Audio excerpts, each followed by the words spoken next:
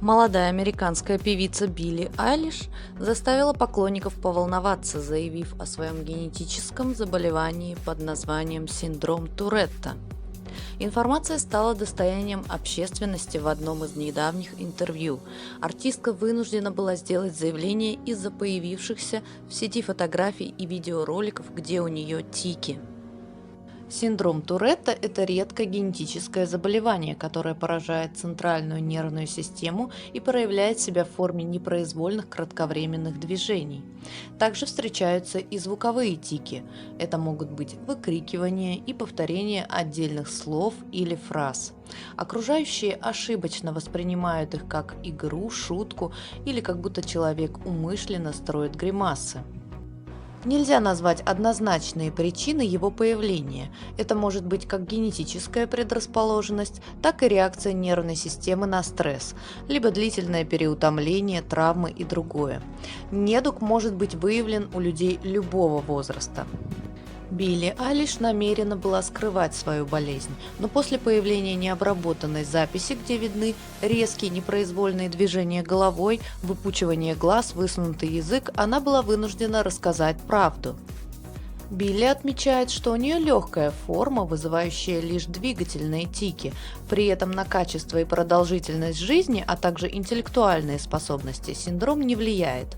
На скандальном видео Билли вела серьезный разговор, а затем начался тик. Обеспокоенные фанаты сразу поняли, что к обычному кривлянию эти действия не имеют никакого отношения.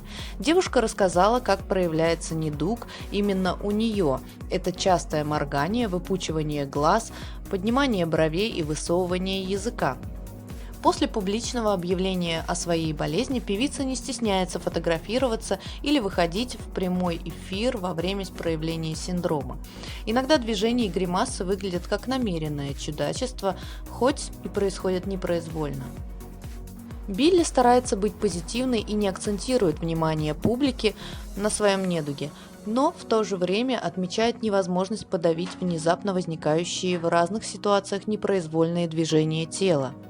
Болезнь проявила себя еще в детстве будущей певицы, из-за чего родители решили перевести ее на домашнее обучение. Но быстро поняв, что от всего мира не спрячешься и насмешек не избежать, в 8 лет девочка начала активно развивать свой талант и выступать в хоре. Сегодня она смирилась с тем, что болезнь будет сопровождать ее на протяжении всей жизни. Билли рассказала о тех проблемах, с которыми ей приходится сталкиваться из-за тиков. Долгое время она успешно подавляла непроизвольные тики на публике, но не в силах с ними бороться наедине с собой. Она терпела их возвращение с удвоенной силой. Певица не хочет, чтобы ее личность ассоциировалась только с этим синдромом. Синдром Туретта неизлечим, терапевтическое лечение снимает лишь его проявление. Легкая форма недуга, которой страдает певица, не требует медицинского вмешательства. Певица не принимает антидепрессанты или любые другие препараты, способные серьезно влиять на ее организм или психику. Основное воздействие на тики – это обучение специальным техникам, подавляющим их. Но стоит понимать, что применение этих методик требует определенного напряжения, и при его отсутствии в дальнейшем возникает обратный эффект – непроизвольные движения возвращаются. При синдроме также не обойтись и без психологической помощи, особенно в подростковом возрасте. И хотя к этому моменту нервная система созревает и количество тиков уменьшается, тинейджеры переживают их проявление очень остро. Билли всего 18 лет, и, возможно, в более зрелом возрасте проявление синдрома станет практически незаметным.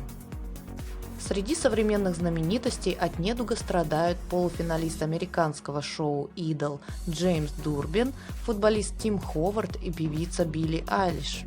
Врачи, участвующие в исследовательской деятельности жизни поэтов и композиторов прошлых эпох, сделали предположение о наличии синдрома и у Моцарта, хотя документального подтверждения этой теории нет.